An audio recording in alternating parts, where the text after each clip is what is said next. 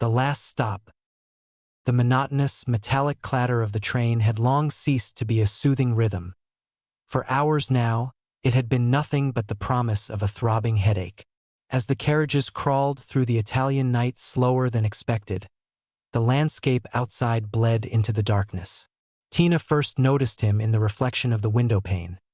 A man sat in the opposite row, his face appearing as a single, distorted mass of scar tissue under the flickering neon lights. He didn't blink. His rigid, piercing gaze was fixed on her, not as if he were looking at a person, but as if he were watching prey ripe for the slaughter. Tina's stomach churned. She stood up to move to another carriage, but the moment she stirred, the man rose too. His movements were unnaturally jerky, like those of a broken marionette. She practically bolted toward the dining car, occasionally colliding with the edges of the seats as the train roared on. Inside the dining car, the air was thick with tobacco smoke and the heavy, briny scent of sea fish and shellfish. There, she slammed into a tall figure who all but blocked her path. "Please, help me," she whispered, breathless. The man, Enzo, caught her by the arm. His grip, however, was too firm. His fingers dug deep into her flesh. "Where are you rushing to, bella ragazza? Rome will wait," Enzo murmured, his voice sounding like stones grinding together. Suddenly, with a deafening screech of metal, the train began to brake. The lights flickered out, and in the pitch black, Tina could hear nothing but the heavy, approaching breath of the scarred man. When the doors finally hissed open and the lights jerked back on at the desolate platform of Termini Station, she blindly flung herself from the carriage. She sprinted toward the exit, her bag snagging and tearing on a sharp piece of metal protruding from a pillar. Her wallet tumbled onto the grime-streaked concrete, but she didn't dare stop. She never looked back, so she didn't see Enzo lean down for the wallet. He didn't open it. Instead, he took a deep, lingering breath of the leather, watching the girl vanish into the darkness with a wide, predatory grin. Rome was no sanctuary. Rome was a trap. I hope you enjoyed our new story set in Rome. Please follow us and subscribe to our channel so we can keep bringing you more chills to chase away those dull moments. Drop a like and let us know in the comments where you're heading for your summer vacation. Remember, you can listen to our audiobooks even in bright sunlight when you can't see your screen. Thank you for listening. Shadow in the Alley. The area surrounding Termini Station at night was not the glittering Rome of the postcards. It was a labyrinth where walls, buckling under the weight of history, cast ominous shadows. Tina's lungs were screaming, each breath feeling as if she were swallowing shards of glass. Her footsteps, echoing sharply against the cobblestones, betrayed her every move, yet she dared not stop. Behind her, barely 20 meters away, she heard it, a heavy, uneven shuffling. The scar-faced man wasn't running, yet he seemed to manifest at every corner just as she reached it. At a dark turnoff near Via Giolitti, Tina's foot slipped on the slick, damp stones. Suddenly, the piercing screech of a cat tore through the air as the creature plummeted from above, landing squarely in her lap. Tina let out a strangled shriek of terror, dropping the animal instinctively. The tomcat bolted away, casting a resentful glance back at her for such undignified treatment. Her pulse thundered in her ears, drowning out the distant hum of the city. Then, a massive, dark silhouette detached itself from the wall.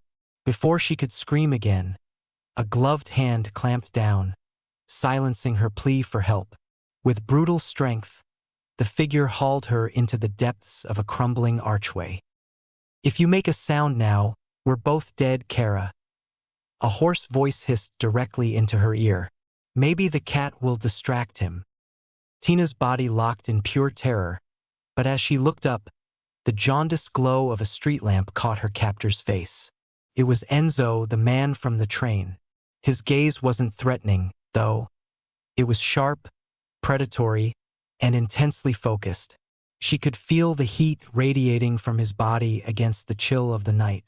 His grip was firm, unyielding, yet, strangely, it didn't hurt. Seconds later, the shadow of the scar-faced man stretched across the pavement before them. He stopped dead in front of the archway, tilting his head at an unnatural angle, sniffing the air like a wild beast. Tina squeezed her eyes shut. Enzo pulled her even closer, shielding her beneath the heavy fabric of his coat. In that suffocating proximity, Tina forgot the killer for a heartbeat.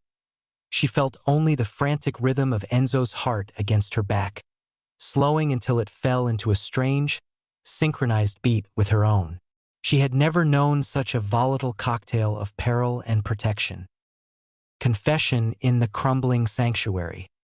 As the shuffling footsteps of the scarred figure faded into the distance, Enzo finally released his grip on Tina's mouth.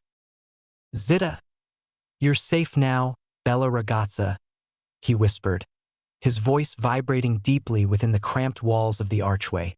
He didn't wait for an answer. With a decisive motion, he seized her hand and guided her through a web of backstreet shadows toward the forgotten side wing of a decaying Baroque church. Inside, the air hung heavy with the cloying scent of incense and centuries-old dust. Enzo struck a match, lighting a guttering candle that cast jagged dances of light and shadow across his rugged features. He reached into his pocket, pulled out Tina's wallet, and pressed it gently into her palm. "Prego your wallet, cara mia." Tina leaned against the cold stone wall, her legs barely able to support her weight. "Who are you? And why did you help me?" she asked, her voice a fragile tremor.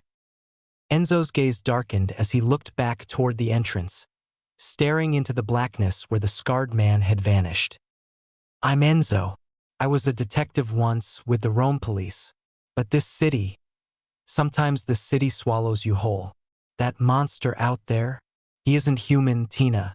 I've been hunting him for years, and I knew the moment I saw you on the train that you were his mark for tonight."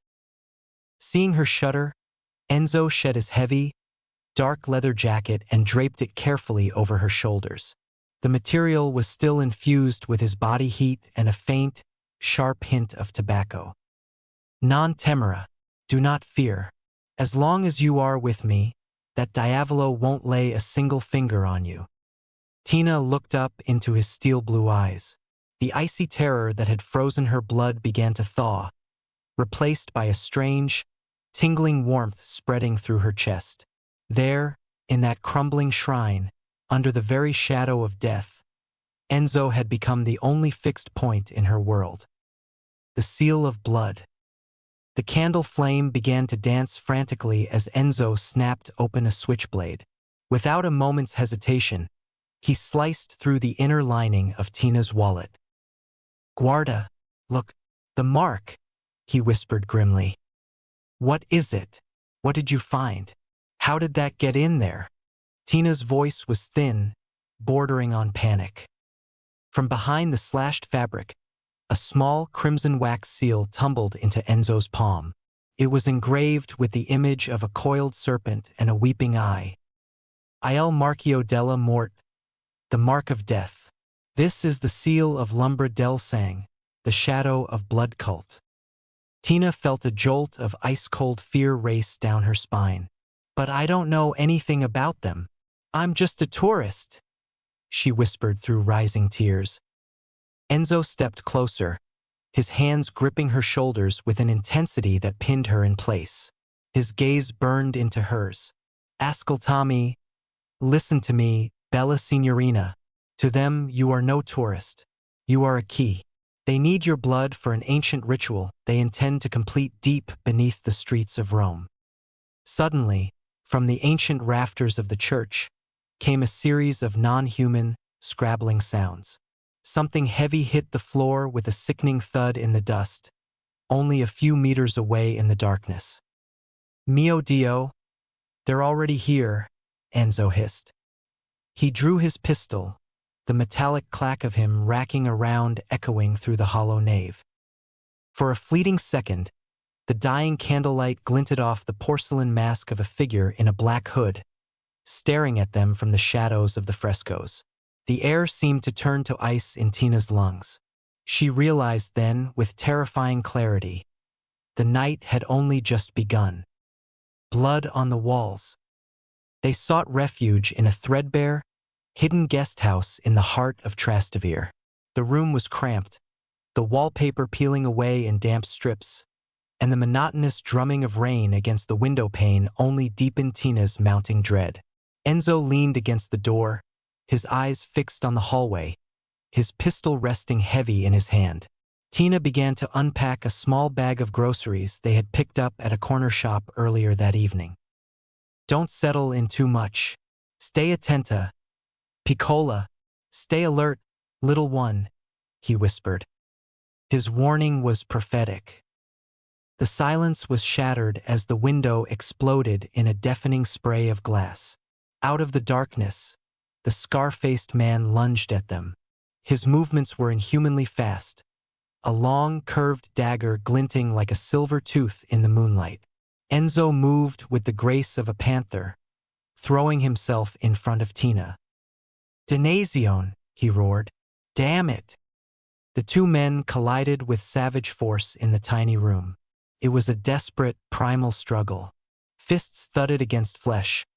Boots cracked against ribs. Enzo fought like a man possessed, but he couldn't wrest the blade from the assassin's grip. He landed a heavy left hook that sent the killer reeling, but the man didn't fall. Furniture splintered into kindling, and suddenly, a spray of Enzo's blood splattered across the peeling wall as the dagger's tip plowed into his side. Tina huddled in the corner, paralyzed by the sight.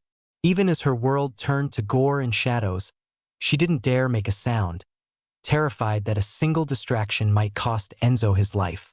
Despite the agony, Enzo did not retreat. With a final, massive surge of strength, he slammed the attacker against the wall. Realizing he wouldn't overcome the protector as easily as he'd hoped, the killer hissed and retreated into the night, vanishing across the rain-slicked rooftops. Enzo collapsed to his knees, his hand clamped over his bleeding side. His breath came in ragged, wheezing gasps as he screwed his eyes shut against the pain. "Nonna nulla cara," he groaned through gritted teeth. "It's nothing, my dear." Tina rushed to his side, her hands trembling as she tried to stem the flow of blood. As their eyes met, she realized that beneath the layers of terror, something else was pulsing within her.